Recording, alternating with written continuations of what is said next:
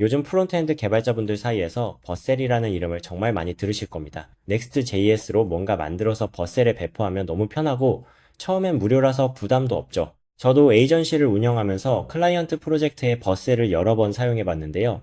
처음엔 정말 좋았습니다.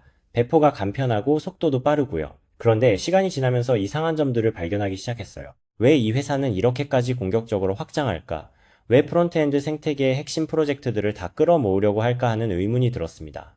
오늘 영상에서는 버셀이라는 회사가 어떻게 프론트엔드 생태계를 장악해가고 있는지, 그리고 그게 왜 개발자들에게 문제가 될 수 있는지 말씀드리려고 합니다. 이 영상을 끝까지 보시면 버셀의 비즈니스 모델을 정확히 이해하게 되실 거고요. 기술 스택을 선택할 때 장기적인 관점에서 어떤 점을 고려해야 하는지도 알게 되실 겁니다. 반대로 이런 내용을 모르고 버셀에 올인하시면 나중에 서비스가 성장했을 때 엄청난 비용 청구서를 받거나 다른 플랫폼으로 이전하려고 할 때 생각보다 훨씬 어렵다는 걸 깨닫게 될 수 있습니다. 첫 번째로 말씀드릴 내용은 버셀의 락인 전략입니다.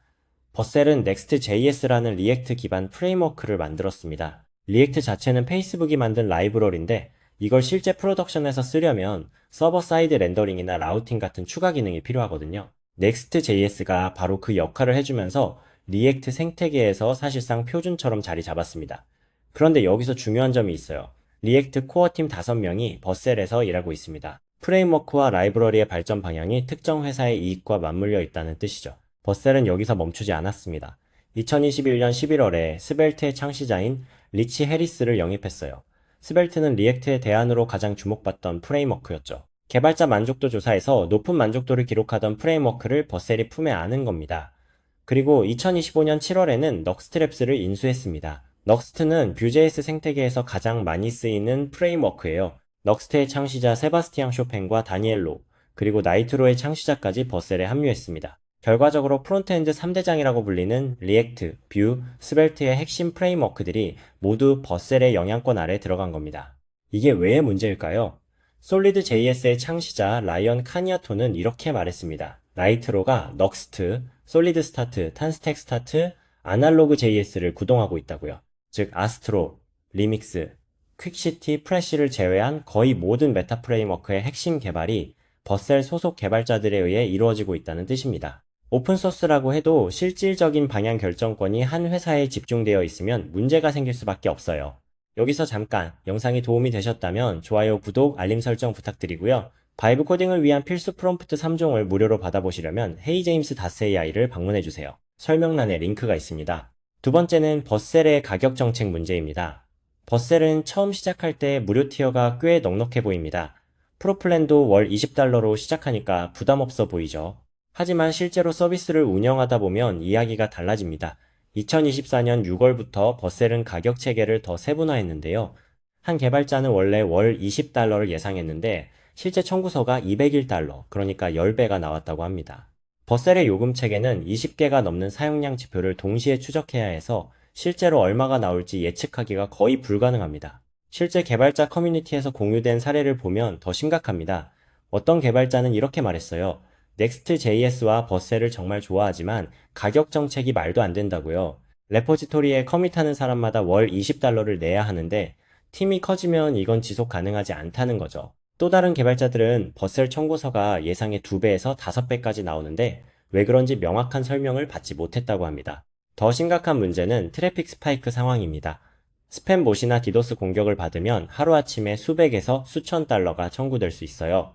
이걸 Denial of Wallet, 즉 지갑 거부 공격이라고 부르기도 합니다. 기업용 플랜으로 넘어가면 상황은 더 심해집니다. SAML 싱글 사인온 같은 기능이 필요하면 연간 2만에서 2만 5천 달러를 내야 해요. 프로 플랜에서 엔터프라이즈로 넘어가는 가격 절벽이 어마어마한 거죠. 그래서 2025년 들어 많은 개발자들이 클라우드 플레어 페이지스, 네틀리파이, 렌더, 플라이닷아이오, 레일웨이, 구글 클라우드 런 같은 대안을 진지하게 검토하고 있습니다. 세 번째는 보안 문제입니다. 2025년 12월에 리액트 투 쉘이라는 치명적인 보안 취약점이 발견됐습니다. CVSS 점수가 10점 만점에 10점, 그러니까 가장 위험한 등급이었어요.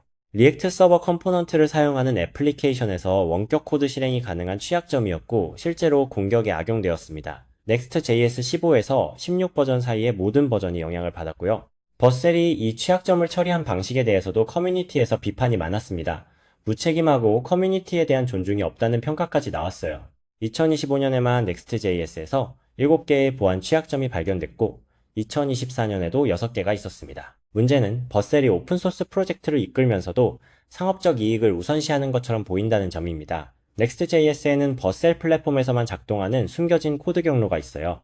미니멀 모드라는 내부 플래그가 있는데 이건 버셀의 엣지 인프라에서만 작동합니다. 넥스트 이미지 컴포넌트도 버셀 인프라 없이는 최적화 기능이 제대로 작동하지 않습니다. 이런 것들이 락인을 만들어내는 거죠. 2023년 11월에 Next.js 문서에서 버전 15에서 빌드 아웃풋 API를 지원하겠다고 했는데 2024년 10월에 나온 Next.js 15에는 그 기능이 빠져 있었습니다. 약속이 지켜지지 않은 거죠. 물론 지금 당장 Next.js나 버셀에서 벗어나는 게 불가능한 건 아닙니다. 네틀리파이나 AWS에서도 호스팅할 수 있어요. 하지만 최신 기능들이 다른 플랫폼에서 제대로 작동하지 않는 경우가 있고 앱 라우터 같은 새로운 패턴들은 리액트 생태계 전체와의 호환성을 깨뜨리는 방식으로 설계되어 있습니다. 서버 컴포넌트는 여러분이 통제하던 클라이언트와 서버의 경계를 없애버리고 명시적인 API 정의 없이 서버에서 컴포넌트가 실행됩니다. 지금은 이전이 가능하지만 버셀이 계속 성장하고 Next.js가 개발자들의 워크플로우에 더 깊이 들어갈수록 떠나기가 점점 더 어려워질 겁니다. 그렇다면 대안은 무엇일까요? 저는 Ruby on Rails를 주력으로 사용해왔고 이 커뮤니티를 좋아합니다. 레일즈는 버셀과 완전히 다른 철학을 가지고 있어요. 프레임워크 자체로 수익화를 전혀 하지 않는 순수 오픈소스입니다. 2022년에 레일즈 재단이 설립됐는데 쇼피파이, 37 시그널즈, 깃허브, 원패스워드, 쿡패드, 독시미티, 플리티오, 인터콤, 프로코어 같은 기업들이 100만 달러의 시드 펀딩을 했습니다. 하지만 이 기업들이 레일즈를 자신들의 수익화 도구로 쓴다는 느낌은 전혀 없어요. 오히려 이 회사들의 개발자들이 레일즈의 발전에 적극적으로 기여하고 있습니다. 제가 에이전시를 운영할 때 레일즈를 주력 스택으로 선택한 이유도 여기 있습니다. 다른 스택으로 한 달 걸릴 프로젝트를 레일즈로는 일주일이면 끝낼 수 있었어요. 덕분에 직원들 평균 급여가 5천만 원 전후로 업계 평균보다 1천만 원 정도 높았는데도 일반적인 에이전시보다 훨씬 높은 영업이익을 낼 수 있었습니다. 개발 생산성이 그만큼 높았기 때문이에요. 그리고 레일즈는 특정 플랫폼에 종속되지 않아서 어떤 클라우드 서비스에든 배포할 수 있었습니다. 레일즈의 창시자 DHH와 37 시그널즈는 상업화와 거리가 멉니다. 베이스캠프와 헤이 같은 자신들의 서비스를 만들면서 레일즈를 계속 발전시켜 왔어요. 레일즈로 강의를 만들어 파는 저 같은 사람이 오히려 가장 상업화된 축에 속할 정도입니다. 레일즈는 정말 잘 만들어진 프레임워크인데 상업화가 덜 되어 있다 보니 적극적으로 커뮤니티를 키우려는 노력이 부족해요. 좋아하는 사람들끼리 덕질하는 느낌이랄까요? 그래서 저 같은 사람이라도 적극적으로 알려야 한다고 생각합니다. 진짜 좋은데 사람들이 잘 모르거든요. 레일즈는 보안 면에서도 훨씬 안전합니다. 기본적으로 크로스 사이트 스크립팅이나 SQL 인젝션에 대한 방어가 내장되어 있어요. 백엔드 중심 스택이라 권한 처리도 쉽습니다. 제가 바이브 코딩을 가르치면서 비개발자분들에게 레일즈를 권하는 이유도 이거예요. 수파베이스 같은 경우 로우 레벨 시큐리티 설정을 잘못하면 치명적인 보안 구멍이 생기는데 레일즈는 웬만하면 안전한 결과물이 나옵니다. 정리해드리겠습니다. 버셀은 Next.js를 시작으로 스벨트 창시자 영입, 넉스트 인수까지 프론트엔드 3대장을 모두 포섭했습니다. 처음엔 편하고 저렴해 보이지만 서비스가 성장하면 예측 불가능한 비용과 락인 문제에 직면하게 됩니다. 보안 취약점도 계속 발견되고 있고요. 반면 레일즈 같은 순수 오픈소스 생태계는 상업적 이익보다 개발자 커뮤니티를 우선시합니다. 기술 스택을 선택할 때는 당장의 편리함뿐 아니라 장기적인 비용과 이전 가능성을 꼭 고려하셔야 합니다. 오늘 당장 해보실 수 있는 액션 아이템을 드릴게요. 현재 사용 중인 서비스의 호스팅 비용 구조를 다시 한번 확인해보세요. 만약 버셀을 쓰고 계시다면 사용량 제한과 초과 요금 정책을 꼼꼼히 살펴보시고요. 클라우드 플레어 페이지스, 네틀리파이, 플라이.io 같은 대안들도 한번 비교해 보시길 권합니다. 그리고 새로운 프로젝트를 시작하신다면 특정 플랫폼에 종속되지 않는 기술 스택을 고려해 보세요. 레일즈처럼 어디서든 배포할 수 있는 프레임워크가 장기적으로는 더 자유롭습니다.